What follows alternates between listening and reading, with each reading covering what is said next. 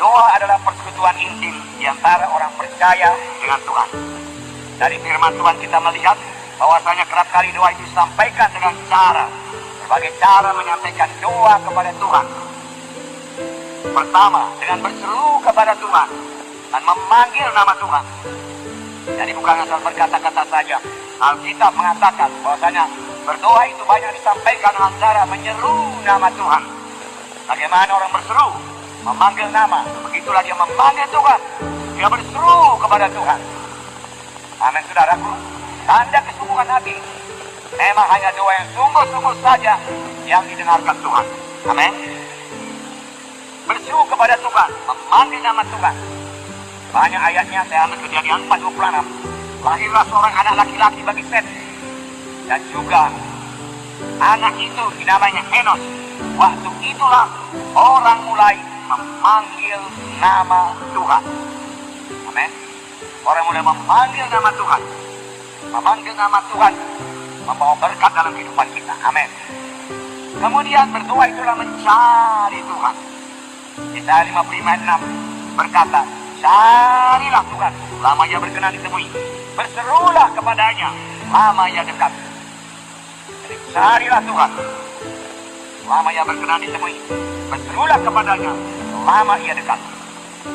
Kemudian menghampiri tahta kasih karunia dengan keberanian. Itulah doa. Kita melihat dengan tadi kuasa darah Yesus, yaitu dengan berani dan penuh keyakinan kita dapat memasuki tahta Tuhan dengan bersalin darah Yesus. Menghampiri tahta kasih karunia Tuhan. Ayatnya Ibrani 4:16. Sebab itu marilah kita dengan penuh keberanian menghampiri tahta kasih karunia, supaya kita menerima rahmat dan menemukan kasih karunia untuk mendapat pertolongan pada waktunya. Dengan penuh keberanian menghampiri tahta kasih karunia, itulah doa. Jadi doa saudaraku tidak bisa sampaikan asal-asalan saja dengan setengah hati, mengantuk, saudaraku.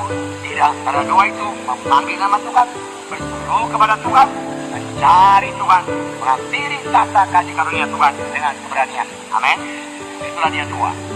Mengapa setiap mana Tuhan perlu berdoa? Bukankah Tuhan penuh rahmat, penuh kasih, penuh kemurahan? Dan dia mau memberkati semua manusia. Tapi mengapa kita perlu berdoa? Pertama, doa adalah perintah Tuhan. Amin. Sebab itu kita berdoa. Lalu Tawari 16:11, carilah Tuhan dan kekuatannya, carilah wajahnya selalu. Ini adalah kalimat perintah. Carilah Tuhan. Saya katakan. Dan kekuatannya, carilah wajahnya selalu. Berdoalah setiap waktu dalam roh, dan berjaga-jaga dalam doamu itu dengan permohonan yang tak putus-putusnya untuk segala orang kudus. Berdoalah setiap waktu dalam roh, dan berjaga-jagalah. Berdoa setiap waktu, berjaga-jaga dalam doa. Kemudian 1 Tesalonika 5:17 berkata, tetaplah berdoa. Amin, saudara. Karena semua kita sudah mengerti berkat berdoa, saudaraku. Itulah dia kekuatan kita, kemenangan kita dalam hidup kita sehari-hari, dalam pelayanan kita. Semua ditentukan oleh doa kita. Karena doa itulah persekutuan kita yang intim dengan Tuhan. Nah, kemudian yang kedua, mengapa kita perlu berdoa? Mengapa kita berdoa? Yang kedua, doa merupakan jalan untuk menerima berkat Tuhan. Doa merupakan jalan untuk menerima kuasa Tuhan, urapan Tuhan. Doa merupakan jalan untuk pengenapan janji-janji Tuhan. Jadi kalau tidak berdoa, tidak menerima berkat, saudaraku. Tidak berdoa, tidak menerima kuasa Tuhan, tidak menerima urapan. Tidak berdoa, tidak akan menerima pengenapan janji-janji Tuhan. Harus berdoa. Tuhan, saudara berdoa di pagi hari, maka sepanjang hari itu, saudara lihat bagaimana Tuhan menjawab doa saudara. Haleluya. Ya, gumul dalam doa. Ketiga, mengapa kita perlu berdoa? Karena Tuhan membatasi dirinya suruh dengan doanya.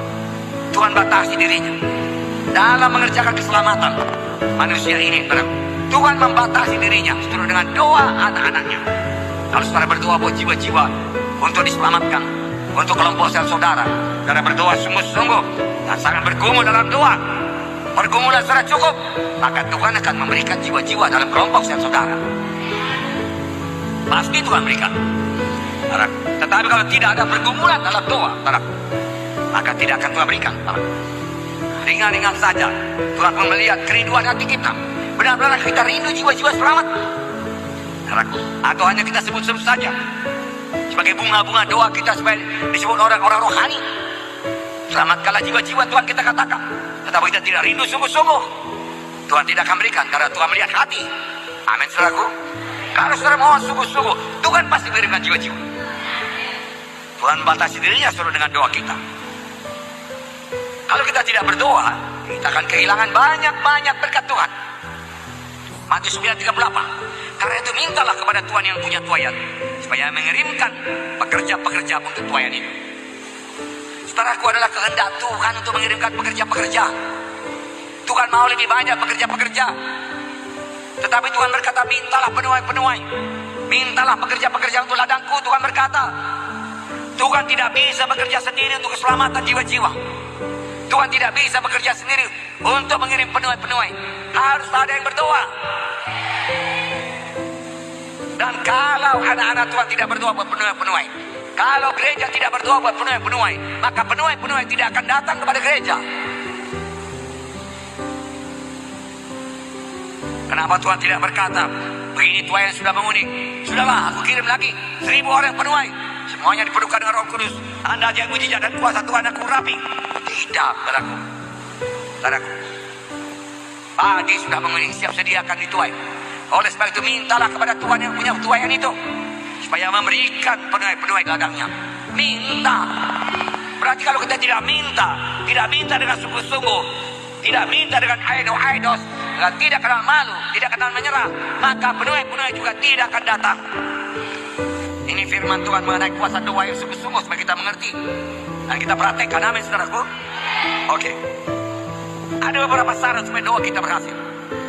Ini sudah pelajari dalam training yang singkat saja. Harus memiliki iman, percaya sungguh-sungguh bahwasanya doa kita dengarkan Tuhan dan dijawab Tuhan. Kita ekspektan pada waktu kita berdoa dan sesudah kita berdoa. Ekspektan artinya ya sangat mengharapkan, pasti jadilah. Sudah dengarkan Tuhan itu, Tuhan akan memberikan jawaban. Haleluya, haleluya. Itu ekspektan. Bukan sudah berdoa lalu hilang kepercayaan. Tak akan dengarkan Tuhan ini, pasti tidak dapat. Kalau demikian, kita sendiri membatalkan doa kita kan? Dengan demikian, sini dikatakan Markus 11:24, karena itu aku berkata kepada, apa saja yang kamu minta dan doakan, percayalah bahwa kamu telah menerimanya, maka hal itu akan diberikan kepadamu. Percayalah, berimanlah. Haleluya.